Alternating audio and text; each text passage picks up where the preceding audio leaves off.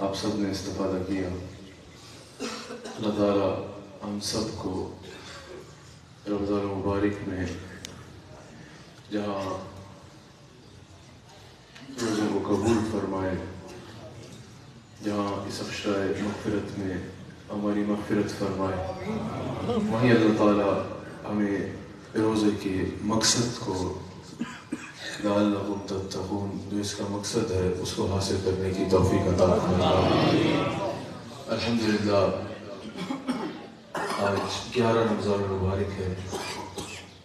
پوری دنیا میں امت مسلمہ رمضان المبارک میں روزوں کو رکھ کے اللہ تعالیٰ کا قرب حاصل کر رہے ہیں، اللہ تعالیٰ کی محبت کے مصداق ٹھہر رہے ہیں، عذاب کے لیے عذاب اور اپنے درمیان اللہ کی رحمت کے ذریعے روزے کو ڈھال بنا رہے ہیں۔ لیکن اس وقت یقیناً رمضان المبارک میں ہم سب کو اس بات پر توجہ کرنے کی ضرورت ہے کہ کیا جو روزے کا مقصد ہے اس کو حاصل کر پا رہے ہیں یا نہیں۔ اللہ تعالیٰ نے جب فرمایا کہ ہم نے تم پر روزوں کو فرض کیا تو 7 شرط کیا بیان فرمائی، 7 اس کی برکت کیا بیان فرمائی، لعلکم تتقون، تاکہ تم متقی بن جاؤ، تاکہ تم میں تقوی آ جائے۔ ورنہ حضور علیہ السلام نے واضح فرمایا ہے کہ اگر کوئی روزہ رکھ کے جھوٹ بولنا اور اس پر عمل کرنا، یعنی گناہ بھی کرنا اور گناہوں کے باتیں بھی کرنا اور اس پر عمل کرنا نہیں چھوڑتا، اللہ کو اس کا بھوکا پیاسا رہنے کی کوئی حاجت نہیں ہے۔ پھر حضور علیہ السلام کو یہ فرمانا کہ بعض روزے دار ایسے ہیں جنہیں روزہ بھوک کے اور پیاس کے سوا یہ بھوکا پیاسا رہنا اور صرف روزے کے درمیان رک جانا ہی روزہ نہیں ہے، بلکہ روزہ اللہ تعالیٰ نے لعلکم تتقون کے مقصد کے ساتھ ہم پہ فرض کیا ہے، اس تک پہنچنا اور اس کی روح تک پہنچنا ہم پر ضروری ہے۔ ورنہ حضور علیہ السلام نے فرما دیا کہ جو گناہ کرنا اور اس گناہ والے کام کرنا، جھوٹ بولنا اور اس پر عمل کرنا نہیں چھوڑتا، اللہ کو اس کا بھوکا پیاسا رہنے کی کوئی حاجت نہیں ہے۔ سب سے پہلے روزے کا مقصد کیا ہے؟ لعلکم تتقون، تاکہ تم میں تقوی آ جائے۔ تقوی کسے کہتے ہیں؟ تقوی اللہ کے خوف کو کہتے ہیں۔ اور اللہ کا کیسا خوف؟ کیا خالی زبانی کلامی خوف کہ مجھے اللہ سے ڈر لگتا ہے؟ ہم اللہ سے بہت ڈرتے ہیں، ہمارے دل میں اللہ کا بہت خوف ہے۔ یعنی اگر اس مجمع میں پوچھا جائے کہ اللہ سے کون کون ڈرتا ہے تو کون ہے جو ہاتھ نہیں اٹھائے گا؟ پورا مجمع ہاتھ اٹھائے گا، یقیناً سارا مجمع ہاتھ اٹھائے گا کہ اللہ سے ڈرتے ہیں۔ لیکن اللہ کا خوف صرف زبان کی دعوے تک نہیں، بلکہ اللہ کا وہ خوف جو کردار سے نظر آئے۔ اور اس کی بنیادی بات کیا ہے کہ ہر حال میں اللہ دیکھ رہا ہے۔ یہ رمضان اسی پریکٹس کو کرانے کے لیے آتا ہے، لعلکم تتقون، کہ اللہ دیکھ رہا ہے۔ روزے سے انسان کو یہی پریکٹس ہوتی ہے۔ اسی لیے اللہ نے فرمایا نا کہ روزہ میرے لیے ہے اور میں ہی اس کی جزا ہوں، کیونکہ روزہ اللہ کے اور بندے کے درمیان ایک راز ہوتا ہے۔ اب کسی نے روزہ رکھا ہے، چھپ کے کھا بھی رہا ہے، کس کو پتا کہ وہ چھپ کے کھا رہا ہے، چھپ کے پی رہا ہے، چھپ کے ممنوعات کا جو ہے وہ خیال نہیں کر رہا۔ روزہ اس لیے اللہ تعالیٰ اور بندے کے درمیان راز ہوتا ہے کہ اللہ نے فرمایا میں اس کی جزا ہوں یا میں اس کی جزا دوں گا۔ اللہ اکبر۔ لعلکم تتقون، اللہ کے خوف کی جو منزل ہے وہ روزے سے انسان حاصل کرتا ہے۔ اگر انسان توجہ کرے کیسے کہ جب انسان نے روزہ رکھا ہوتا ہے، سارا دن انسان کھاتا نہیں ہے، سارا دن انسان پیتا نہیں ہے، سارا دن انسان ممنوعات کا خیال کرتا ہے۔ اب اگر کسی نے روزہ ہے، سارا دن بھوک پیاس سے نڈھال ہوا ہوگا کام کر کے، اکیلے میں بھی جا کے پانی نہیں پیے گا، کوئی اس کو کہے یا اس کا نفس بھی اگر اس کو کہے کہ اکیلے میں پانی پی لو، کوئی گناہگار سے گناہگار انسان بھی کیوں نہ ہو، اکیلے میں کھانا کھا لو، اکیلے میں پانی پی لو، کون سا کوئی دیکھ رہا ہے؟ تو گناہگار سے گناہگار انسان بھی کہے گا نہیں، کوئی نہیں دیکھ رہا تو جس کے لیے روزہ رکھا ہے وہ تو دیکھ رہا ہے نا۔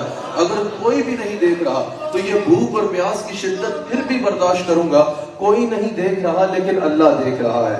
گناہگار سے گناہگار انسان بھی اکیلے میں روزے میں پانی پیتے ہوئے یہ خیال کرتا ہے نا، کوئی نہیں دیکھ رہا تو اس سے روزہ نہیں ٹوٹتا، اللہ دیکھ رہا ہے جس کے لیے روزہ رکھا ہے، اس لیے پانی نہیں پینا، اس لیے کھانا نہیں کھانا۔ تو کہا تھا رمضان میں سے 1 مہینہ حلال چیزوں سے یہ سوچ کے رک جاتے ہو کہ اللہ دیکھ رہا ہے، تو باقی 11 مہینے حرام چیزوں سے بھی تو رکا کرو نا، یہ سوچ کے کہ اللہ دیکھ رہا ہے۔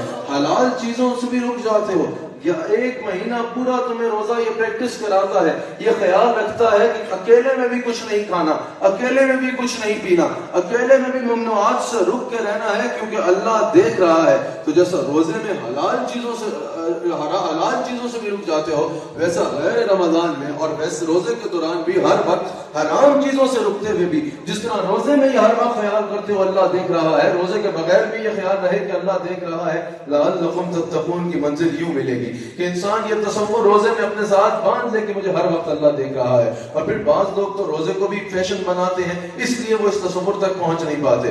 روزہ رکھا ہے لیکن جھوٹی قسمیں کھا کے مال بیچ رہے ہیں. روزہ رکھا ہے لیکن جھوٹ بول بول کے مال بیچ رہے ہیں. روزہ رکھا ہے لیکن نماز کی کوئی ہوش نہیں ہے.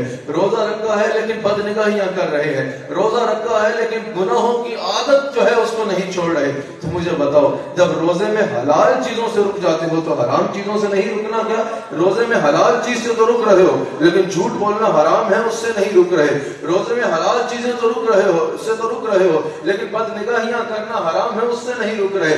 روزے میں حلال چیزوں سے تو رک رہے ہو لیکن جن چیزوں سے واضح طور پہ منع کیا گیا ہے جب انہی سے نہیں رک رہے تو پھر تمہیں روزے کا وہ نور کیسے میسر آئے گا؟ پھر روزے کی وہ برکت تمہیں کیسے ملے گی جس کا تقاضا کیا جا رہا ہے؟ سب سے پہلے ضروری یہ ہے کہ انسان اس روزے کے ذریعے, اس پریکٹس کے ذریعے یہ بات اپنے ذہن میں سارے سال کے لیے پکی کر رہے کہ ہر حال میں اللہ دیکھ رہا ہے, ہر حال میں اللہ دیکھ رہا ہے اور اس سے حیا کرنی ہے. اللہ اکبر. اور پھر حضور علیہ السلام نے جب روزے کی برکت کا بھی ارشاد فرمایا تو فرمایا جس نے ایمان اور احتساب کے ساتھ رمضان کے روزے رکھے اللہ تعالیٰ اس کو گناہوں سے ایسے پاک کر دے گا جیسے وہ آج ہی پیدا ہوا ہے. یعنی جیسے اس نے گناہ کیا ہی نہیں ہے, وہ آج ہی دنیا میں آیا ہے. ایمان کے ساتھ روزے پہ تو ہم توجہ دیتے ہیں لیکن احتساب توجہ رکھ ڈالے, اپنی پوری معاملات کی طرف توجہ ڈالے, ان میں سے چیزیں تلاش کرے کہ کون سی چیزیں ایسی ہیں جس سے اللہ ناراض ہوتا ہے, کون سی میری زندگی میں ایسی چیزیں ہیں جو اللہ کو پسند نہیں ہے. احتساب کے ساتھ روزہ جس کو حضور فرما رہے ہیں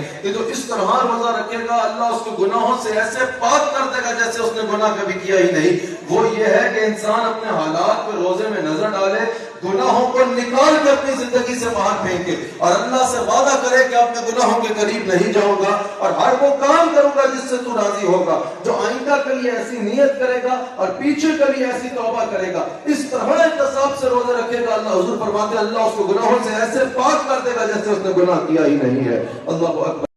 ہاتھ میں لوگ سیزن بنائے ہیں کاروبار کا, یہ کاروبار کا سیزن نہیں ہے, یہ دھندے کا سیزن نہیں ہے, یہ نیکیوں کا سیزن ہے, یہ اللہ کو راضی کرنے کا سیزن ہے.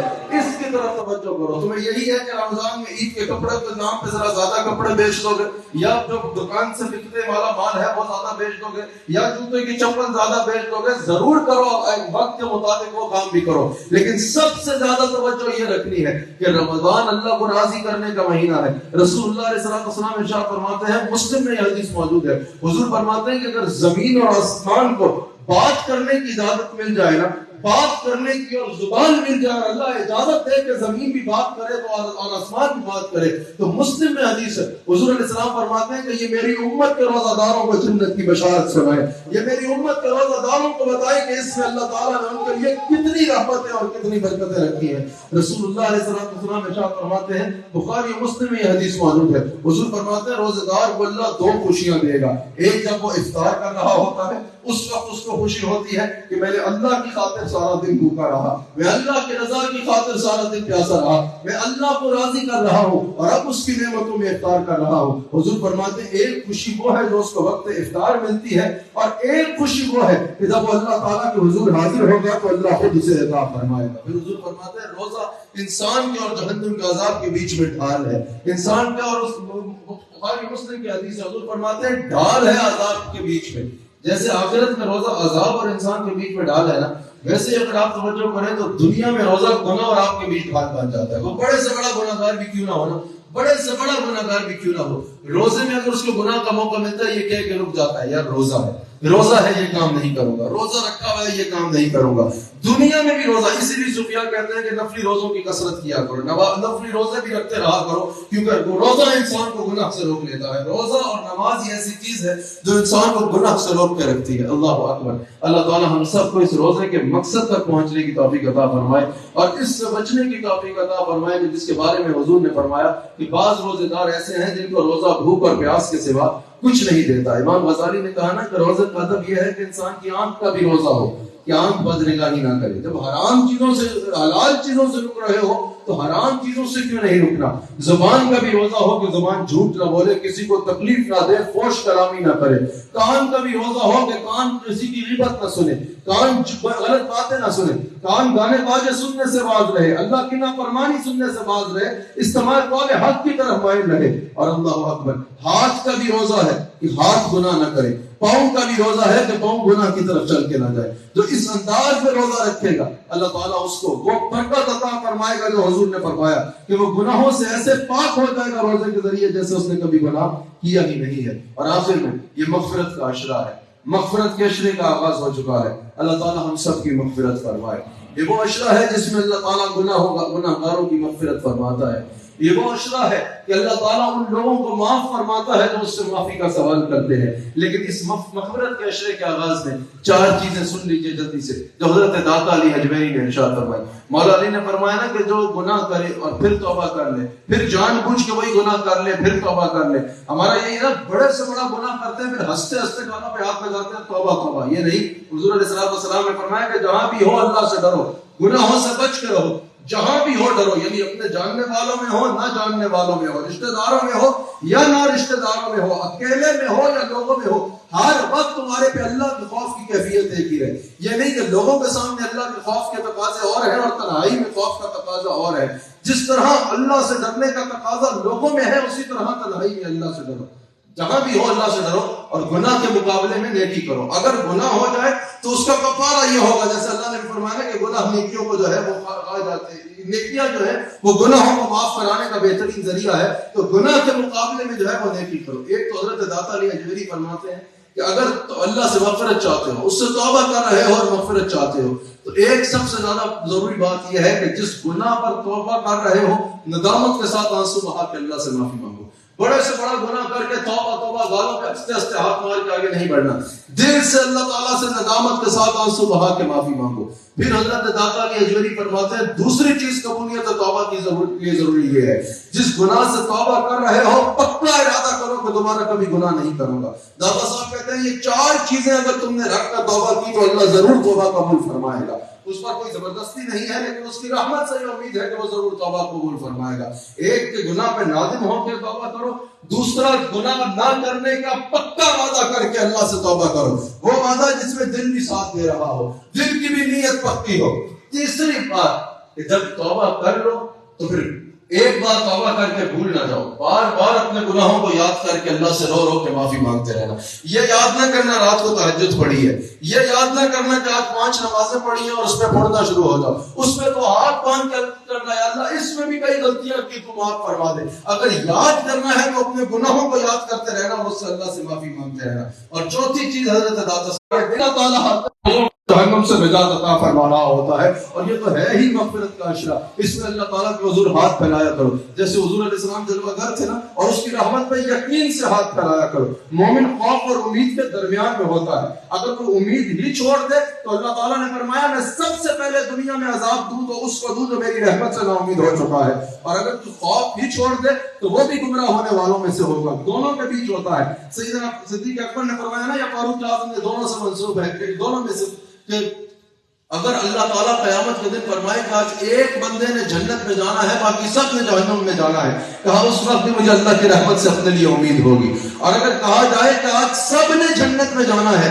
اور ایک نے جہنم میں جانا ہے، تو وہ شخصیات جن کی جنت پکی اور اٹل ہے رسول اللہ کے فرمان کے مطابق، وہ کہہ رہے ہیں ہمیں ڈر ہوگا کہ کہیں اللہ تعالیٰ سے آگے ہاتھ باندھیں گے کہ وہ ہم ہی نہ ہوں، وہ میں ہی نہ ہوں۔ مومن اس طرح خوف اور امید کے درمیان میں ہوتا ہے۔ آخری بات، کس طرح اللہ کے حضور توبہ کرنی ہے؟ اس یقین کے ساتھ جب حضور جلوہ گر ہے، ایک روتے روتے عربی آتے ہیں، یا رسول اللہ ہے میرے گناہوں نے مجھے برباد کر دیا ہے، میرے گناہ کر کے روتا جا رہا ہے۔ حضور علیہ السلام پوچھتے ہیں کہ کیا تیرے گناہ بارش کے قطروں سے زیادہ؟ کہا ہاں یا رسول اللہ۔ کیا تیرے گناہ ریت کے ذروں سے زیادہ؟ روتے روتے کہہ رہے ہیں ہاں یا رسول اللہ۔ کیا تیرے گناہ درختوں کے پتوں سے زیادہ ہے؟ رو رو کے کہہ رہے ہیں ہاں یا رسول اللہ۔ حضور نے فرمایا کیا تیرے گناہ اللہ کی رحمت سے بھی زیادہ ہے؟ وہ خاموش ہو جاتا ہے۔ حضور علیہ السلام نے فرمایا تیرے گناہ کتنے بھی کیوں نہ ہو اللہ کی رحمت سے بڑھ کے نہیں ہو سکتے۔ اللہ کا حضور ہاتھ پھیلا اور یوں عرض کر یا اللہ میرا عمل تیری بخشش سے بڑھ کے نہیں ہو سکتا, میرے گناہ تیری رحمت سے زیادہ نہیں ہو سکتے, یا اللہ تیری رحمت کا صدقہ مجھے معاف فرما دے. اس نے یوں عرض کی, حضور نے اس کو خوشخبری دی کہ اللہ تعالیٰ تم پہ راضی ہو چکا ہے, اللہ تعالیٰ تمہیں معاف فرما چکا ہے. اللہ تعالیٰ سے دوستی کرو, اللہ تعالیٰ کے ساتھ رشتہ نبھاؤ, اللہ تعالیٰ کے ساتھ اپنا رشتہ قائم کرو. یہ ایسا رشتہ ہے, یہ ایسا مضبوط تعلق ہے جو تمہیں اللہ تعالیٰ کے ایک آنسو بہا دو نا, آپ کو لباس دھونے کے لیے بھی کم سے کم ایک بالٹی کی ضرورت ہوتی ہے. حضور فرماتے ہیں کہ ایک بندے کے لیے قیامت کے دن جہنم کا حکم ہوگا, اس کی پلکوں کا بال اللہ تعالیٰ کے حضور عرض گزار ہوگا, یا اللہ ایک دفعہ یہ تیرے خوف سے رویا تھا.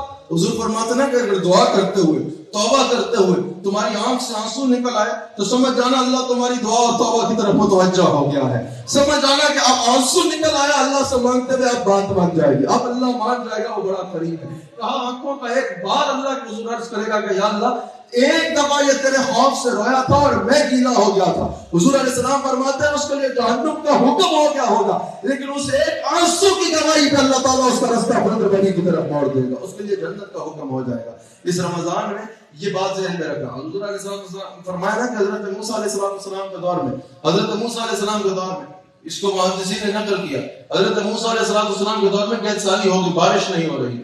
حضرت موسیٰ نے اللہ سے عرض کی, اللہ نے فرمایا اس بستی میں اتنا گناہگار شخص رہتا ہے کہ جس سے ہم ناراض ہیں, اس کی وجہ سے بارش نہیں ہو رہی, اور وہ خود کو جانتا ہے کہ وہ اتنا گناہگار ہے کہ اس کی وجہ سے پورا علاقہ بھگت رہا ہے. قحط سالی کو اس کو اعلان کرو کہ وہ چلا جائے بستی چھوڑ کے, وہ جانتا ہے کہ ہم اس سے ناراض ہیں, وہی بندہ ہے, اگر وہ چلا جائے گا تو بارش ہو جائے گی. حضرت موسیٰ علیہ السلام نے پورے علاقے کو اکٹھا کیا اور کہا اللہ فرما رہے ایک گناہگار ایسا ہے جس سے ہم ناراض ہیں, اور اس کو پتا ہے کہ وہ اتنا گناہگار ہے کہ اس کی وجہ سے پورا علاقہ محروم ہے, اس کے لیے حکم ہے کہ وہ بستی چھوڑ کر چلا جائے تاکہ علاقے میں بارش ہو جائے. اب اس کو ڈر, یہ تو حضرت موسیٰ علیہ السلام ہے, یہ تو اللہ کے قریب ہے, اگر میں نہ نکلا تو اللہ تو ان کو بتا دے گا میرے بارے میں, کہیں میرا نام نہ آ جائے. وہ اللہ تعالیٰ کے حضور ہاتھ باندھتا ہے اور عرض کرتا ہے یا اللہ میں تیری بارگاہ میں فریاد کرتا ہوں, آج تو میری لاج رکھ لے, مجھے معاف فرما دے, میں صدق دل سے تیرے سے وعدہ کرتا ہوں گناہ نہیں کروں گا, مجھے معاف فرما دے. آنکھوں سے آنسو نکلتا ہے,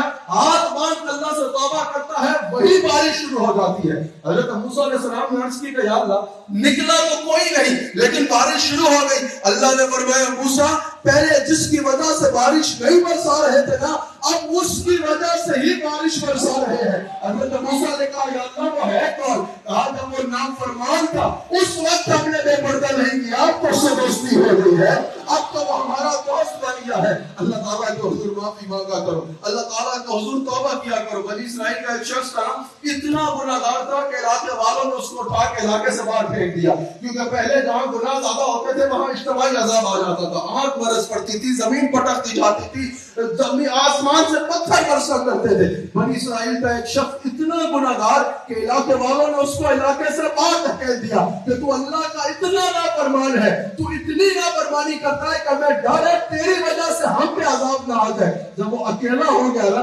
عزیزوں نے نکال دیا, دوستوں نے نکال دیا, علاقے والوں نے نکال دیا, جنگل میں اکیلا ہو گیا, آسمان کی جانب نظر اٹھاتا ہے. فرمایا حضور نے کہتا ہے کہ یا اللہ سب نے نکال دیا, یا اللہ تیرا ہی نافرمان ہوں, اسی کا نافرمان ہے. ایک سوال کیا اس نے بس اللہ سے, یا اللہ تیری نافرمانی کی وجہ سے ہی مجھے علاقے والوں نے نکالا ہے, میں تجھ سے کیسے بات کروں جب نافرمان ہی تیرا ہوں, لیکن تجھ سے ایک بات کرتا ہوں, اگر مجھے بخش دینے سے تیری مغفرت ختم ہوتی ہے تو مجھے نہ بخشنا, اگر مجھے معاف کر دینے سے تیری رحمت میں کمی آ جاتی ہے تو معاف نہ کرنا, لیکن یا اللہ اگر مجھ جیسے کو بخش دینے سے تیری رحمت میں کون سی کمی آتی ہے, مجھے معاف فرما دے. اللہ کا ہی نافرمان اللہ کو ہی پکار رہا ہے, یا اللہ مجھے بخشنے سے تیری رحمت ختم تو نہیں ہوگی, مجھے معاف فرما دے. یہ کہتا کہتا دنیا سے جاتا ہے, اللہ کی جانب سے منادی کی جاتی ہے, جاؤ جو اس کا جنازہ پڑے گا اللہ اس کی بخشش کر دے گا. وہ بڑا قریب ہے. اللہ تعالیٰ ہم سب کو اس مہینے میں ان بدبختوں میں نہ رہے ہم کہ جو اللہ کو راضی نہ کر سکے, بس دھندا صحیح سے کر لیا. اللہ تعالیٰ اس مہینے میں ہمیں ان خوش نصیبوں میں رکھے جس سے وہ راضی ہو چکا.